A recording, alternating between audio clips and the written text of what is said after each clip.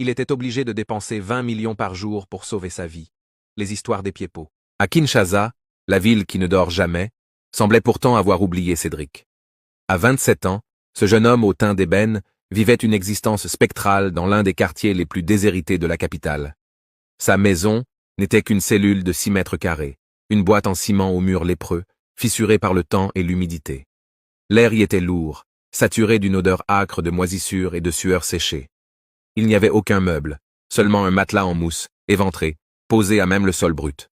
Ce soir-là, Cédric était assis, le dos voûté, le torse nu, fixant la lueur vacillante d'une bougie fichée sur un bidon jaune. Son estomac se tordait. C'était une douleur physique, aiguë, qui lui rappelait qu'il n'avait rien avalé depuis 48 heures. Pas un morceau de pain, pas même un sachet d'eau pure. Son téléphone, un vieux modèle à l'écran craquelé, gisait éteint dans un coin. Plus de crédit, plus de batterie, et de toute façon, personne pour l'appeler. Le silence autour de lui était assourdissant, amplifiant le tumulte de ses pensées sombres. La veille encore, il avait un semblant d'espoir, une relation. Mais Mélicia avait brisé ce dernier pilier. Il revoyait la scène en boucle. Mélicia, qu'il aimait depuis 3 ans, debout sur le pas de la porte, le regard froid. Elle n'avait pas crié. Elle avait simplement dit, avec un mépris glaçant, « Je ne peux pas continuer avec un homme qui n'a aucun avenir. Je veux avancer, Cédric. Toi, tu fais du surplace. » Elle était partie sans un regard en arrière, emportant avec elle le peu de dignité qui lui restait. Aujourd'hui, il avait tenté de demander de l'aide à ses amis. Juste 2000 francs. Juste de quoi manger.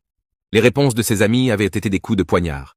Les regards fuyants, les excuses préfabriquées. « Désolé frère, c'est chaud pour tout le monde. » Ou pire, le silence méprisant des messages laissés en vue. On se moquait de lui dans le quartier. On chuchotait que Cédric finirait clochard ou vendeur à la sauvette.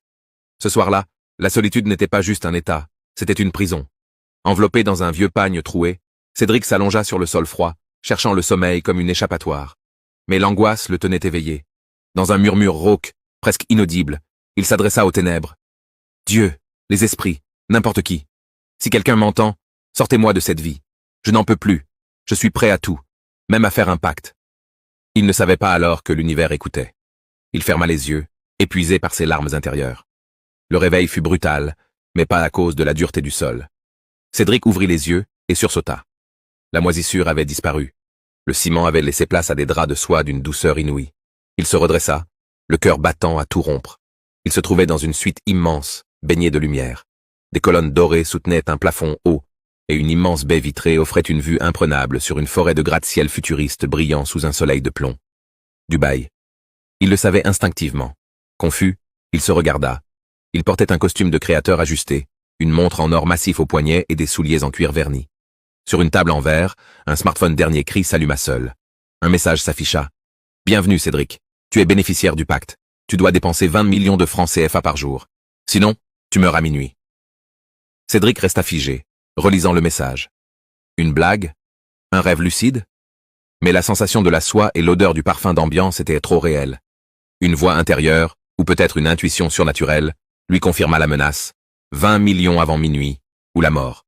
La peur se mêla à l'euphorie. Il y a quelques heures, il était un raté affamé. Maintenant, il avait le monde à ses pieds. Il ne réfléchit plus. Il descendit dans le hall, accueilli comme un roi par le personnel. Une limousine l'attendait. La frénésie commença. Il était obligé de dépenser 20 millions par jour pour sauver sa vie. Partie 2.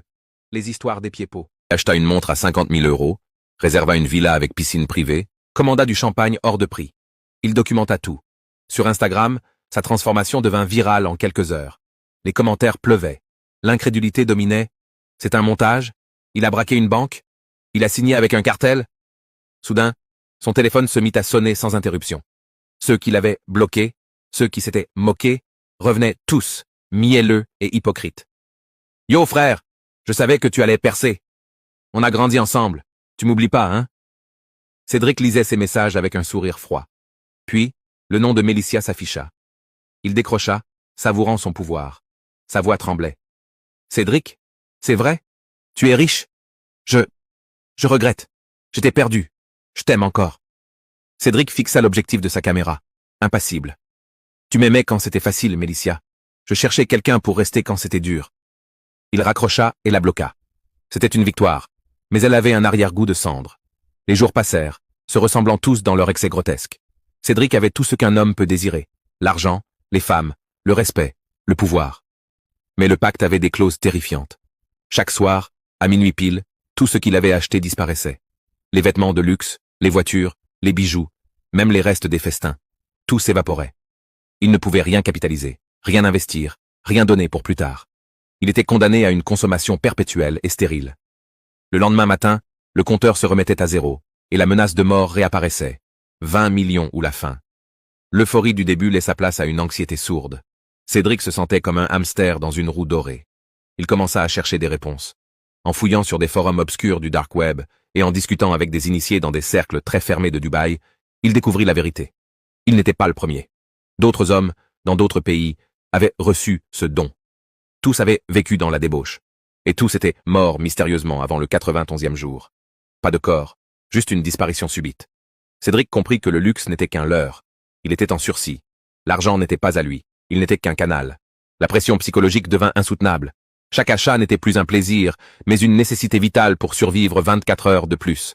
Il était riche, mais il n'avait jamais été aussi esclave.